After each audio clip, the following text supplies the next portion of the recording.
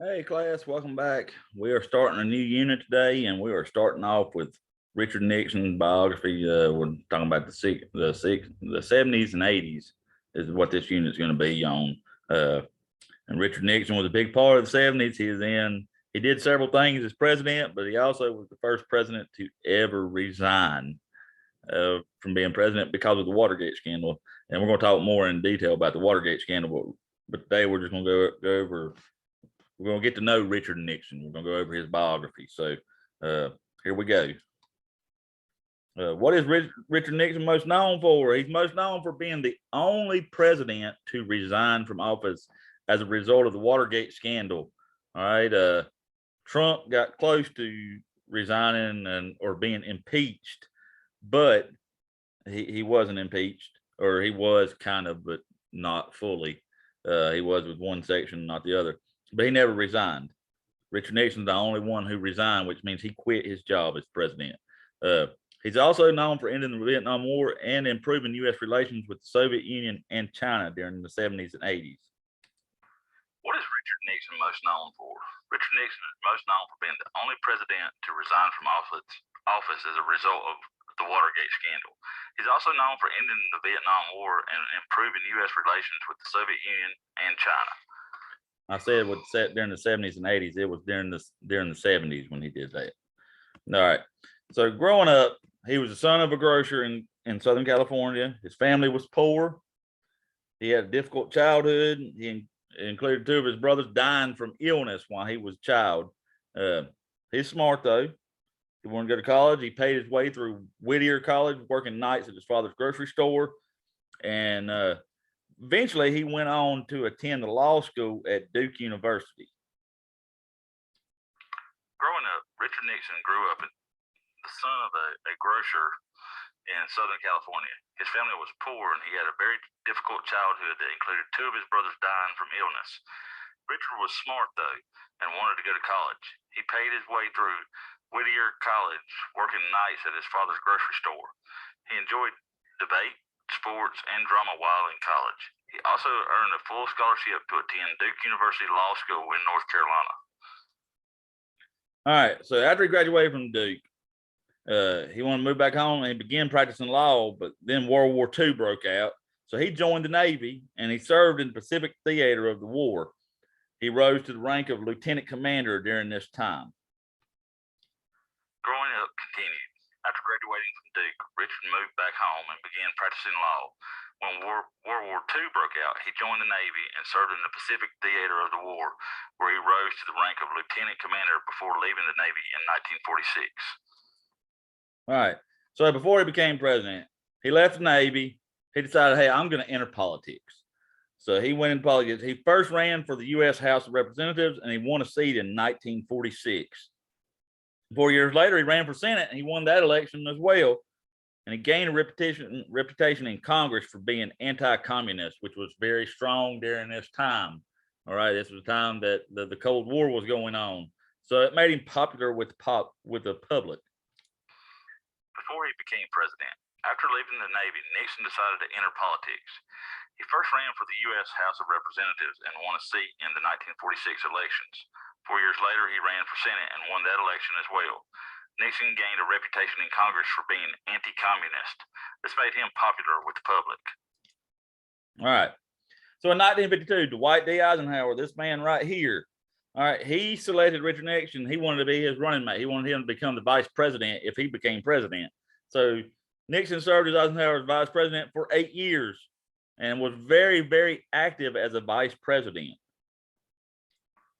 Vice president. In 1952, Dwight D. Eisenhower selected Richard Nixon to be his running mate for president. Nixon served as Eisenhower's vice president for 8 years, where he was one of the most active vice presidents in U.S. history. So he attended national security and cabinet meetings. When Eisenhower, this man right here, who was the president at the time, Nixon was the vice president. When he had a heart attack, he was unable to work for 6 weeks. Well, Nixon took over his duties, and he ran the country effectively during that time. And he helped shepherd legislation such as the Civil Rights Act of 1957. Helped shepherd it through Congress, and he traveled the world conducting foreign affairs during that time. So he was running the presidency when he got sick with a heart attack. He had a heart attack. Eisenhower did. He took over for him for 6 weeks and did a really good job. Vice President continued. He attended national security and cabinet meetings and even ran several of these meetings when Eisenhower was unable to attend. When Eisenhower had a heart attack and was unable to work for 6 weeks, Nixon effectively ran the country. Nixon also helped shepherd legislation such as the Civil Rights Act of 1957 through Congress and traveled the world conducting foreign affairs. All right, so in 1960, Nixon ran for president, and he lost to John F. Kennedy. John F. Kennedy was eventually assassinated. We talked about that when we were talking about the Cold War. In 1962, he was assassinated, or 63, I'm sorry. He retired from politics after this, and he went to work on Wall Street when he lost the presidential race to JFK. And in 1968, Nixon and he ran for president again, and this time he won and became president. Running for president the first time. Nixon ran for president in 1960 and lost to John F. Kennedy. He then tried to run for governor of California and lost. He retired from politics after that and went to work on Wall Street in New York. In 1968, Nixon ran for president again. This time he won. And his presidency will always be marked by the Watergate scandal. If you mention Richard Nixon, his name comes up, and that's the first thing people think of is the Watergate scandal. But he had a lot of other accomplishments that he did make during this time that were not, that didn't have anything to do with the Watergate scandal. He's a pretty good president, aside from his shady dealings with that. And we'll get more into Watergate scandal as we go along. Richard Nixon's presidency. Although Nixon's presidency will forever be marked by Watergate scandal, there were many other major events and accomplishments during his presidency. All right, these are some of his major accomplishments. As the United States during his presidency was the first to put a man on the moon. In 1969, July 21st, 1969, he spoke to the astronauts during the historic moonwalk. He also had to visit to China. He managed to visit the chairman and open up important future relations with China. He also ended the U.S. involvement in Vietnam in 1973. They were pulled out of Vietnam. And he also signed agreements with the Soviet Union, the SALT I Treaty and the Anti-Ballistic Missile Treaty. They were both an effort to reduce those reduced arms and the chance of World War III. So these are all things that he did aside from the Watergate scandal. Major accomplishments. Man on the moon. Neil Armstrong became the first man to walk on the moon on July 21st, 1969. Nixon spoke to the astronauts during their historic moonwalk. Visit to China. Communist China had become a closed country, not meeting with the United States. Nixon managed to visit the chairman and opened up important future relations with China. Vietnam War. Nixon ended the U.S. involvement in the Vietnam War with the Paris Peace Accords of 1973. U.S. troops were pulled out of Vietnam. Treaty with the Soviet Union.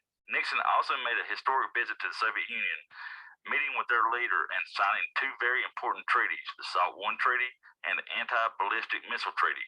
Both were an effort to reduce arms and the chance of World War III.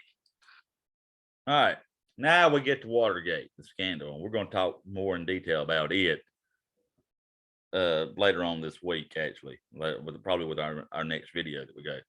In 1972, 5 men were caught breaking into the Democratic Party headquarters, which were at the Watergate buildings in Washington, D.C. They were working for Nixon. Nixon denied any knowledge of the break-in. He said his employees had done this without his permission, but later it was discovered that Nixon did take part in it. He knew about it. He clearly had knowledge of them and had lied about it. Watergate. In 1972, 5 men were caught breaking into the Democratic Party headquarters in the Watergate buildings in Washington, D.C. It turned out that these men were working for the Nixon administration. Nixon denied any knowledge of the break-in. He said that his employees had done this without his permission. However, later tapes were discovered that had recorded Nixon discussing the break-ins. He clearly had knowledge of them and had lied. All right, so the Congress was getting ready to impeach Nixon. And so he turned around, he believed, hey, the Senate had votes, they're going to kick me out of office. I'm just going to resign. So he resigned, and Vice President Gerald Ford, became president. He was the first person to resign as president. Watergate continued. The Congress was getting ready to impeach Nixon, and it was believed that the Senate had the votes to kick him out of office. Instead of going through a brutal trial, Nixon resigned, and Vice President Gerald Ford became president. All right, comprehension questions. Let's get these rolling. What is Richard Nixon most known for as the president? A, Watergate and resigning as president. B, Vietnam, or C, China? It is A, best known for Watergate. If you hear President Richard Nixon's name, most people think of Watergate. Ding, ding, ding. We have a winner. Number 2, what law university did Nixon attend? A, Harvard, B, Duke, or C, Stanford? It was Duke University. He went to law school at Duke University. Ding, ding, ding. We have a winner. Number 3, which branch of the military was Nixon in during World War II? He got into World War II. Which branch was he in? A, the Army, B, the Navy, or C, the Air Force? It is B, the Navy. He was in the Navy. Ding, ding, ding. We have a winner. Number 4, who did Nixon lose to the first time he ran for president? In 1960, he ran for president. Who did he lose to? A, JFK, B, Bush, or C, Trump? It was A, John F. Kennedy. Ding, ding, ding.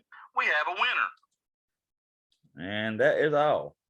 I will see you back next time, and we will be talking more about the Watergate scandal. I believe that's next on our list. You all have a very good day.